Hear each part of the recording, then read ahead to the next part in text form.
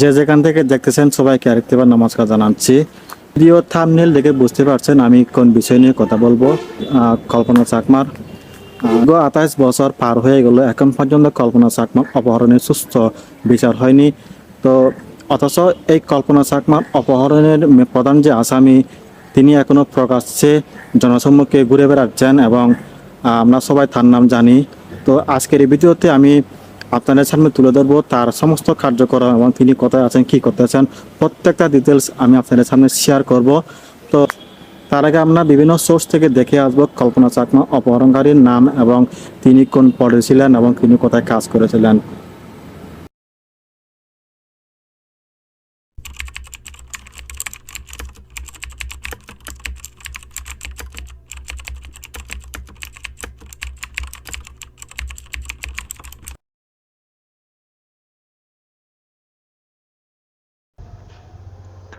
প্রিয় দর্শক, আমরা দেখতে পাচ্ছি কল্পনা চাকমার যে সব ডিটেলস বা কে বা কারা অপহরণ করেছে।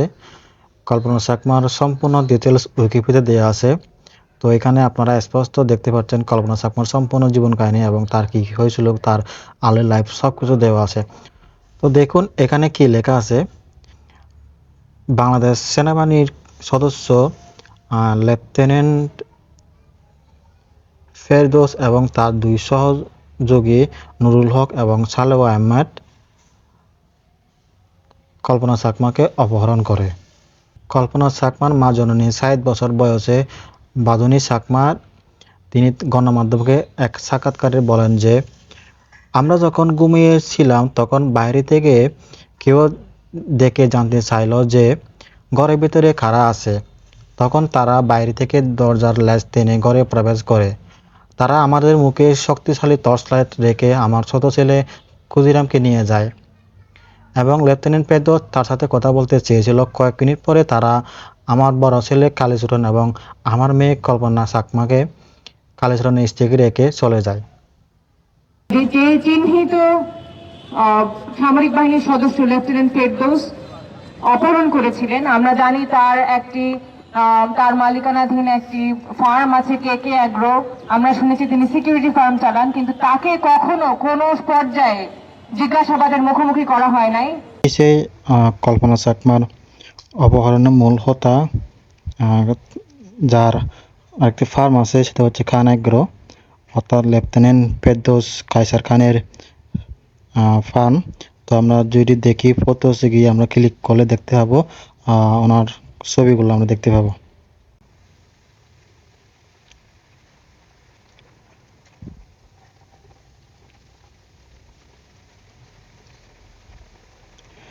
এই সেই খান এগ্রোর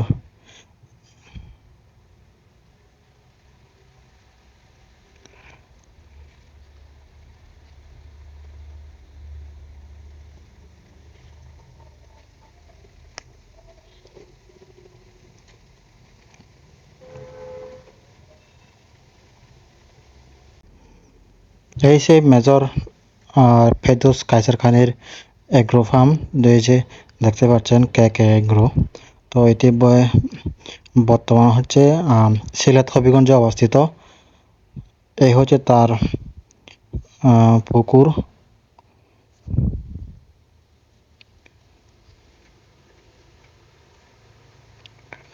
আমি চেষ্টা করতেছি আপনাদের সামনে মেজর ফেরদৌস কায়সার খানের তার কাজের যে কিছু অংশ সেগুলো তুলে ধরতেছি।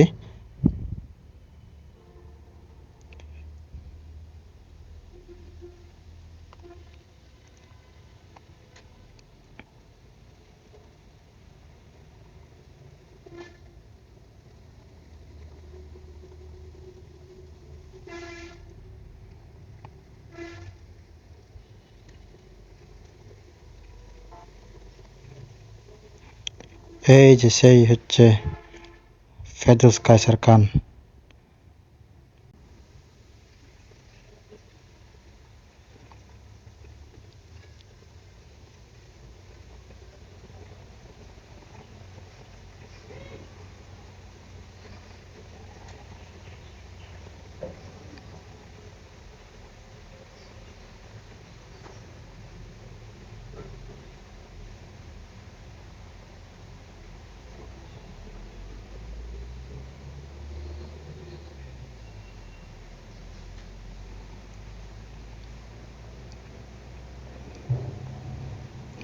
এই হচ্ছে মেজর অবসরপ্রাপ্ত ফেরদৌস কায়সার খানের কেকে গ্রুপ ফার্ম।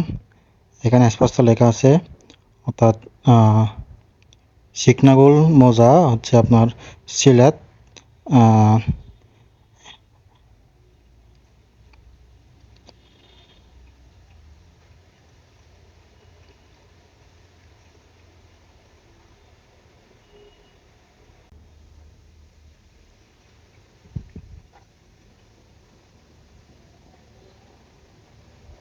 এখন দেখাবো মেজর ফেরদৌস খানের তার কিছু সাম্প্রতিক যে ছবি, সম্প্রতি তিনি কথা কথা ছিলেন, প্রত্যেকটা বিষয় আমি আপনাদের সামনে তুলে ধরতেছি।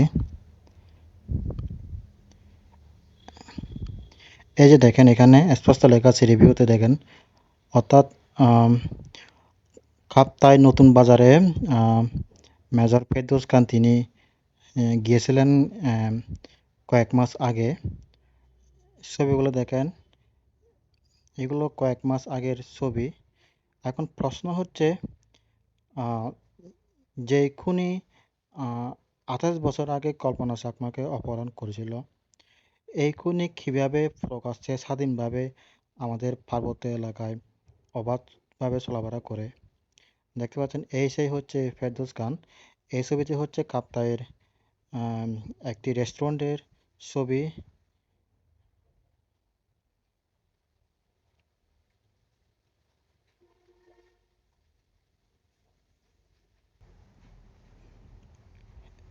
এই ছবিটি দেখেন, এইটি এই প্রত্যেকটা ছবিগুলা কিন্তু মেজর ফেরদৌস কায়সার খানের তোলার ছবি। ওনার প্রোফাইলে এগুলো আপলোড করা। তো এগুলা কয়েক মাস আগে তোলা, অর্থাৎ তিনি রামগড়ে ছিলেন। রামগড়ের চা বাগানের বা রাবার বাগানের পাশে। এই হচ্ছে ফেরদৌস খানের ছবি।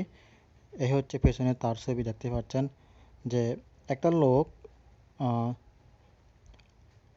কিভাবে তিনি প্রকাশ্যে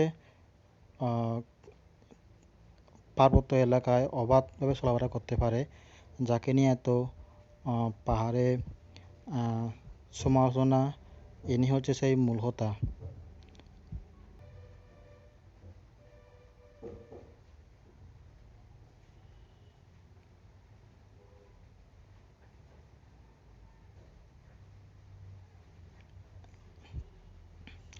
এই যে এই ছবিটি দেখতে পাচ্ছেন, এটি কয়েক মাস আগে এই ছবিটি তোলা, অর্থাৎ এটি রামগড়ে।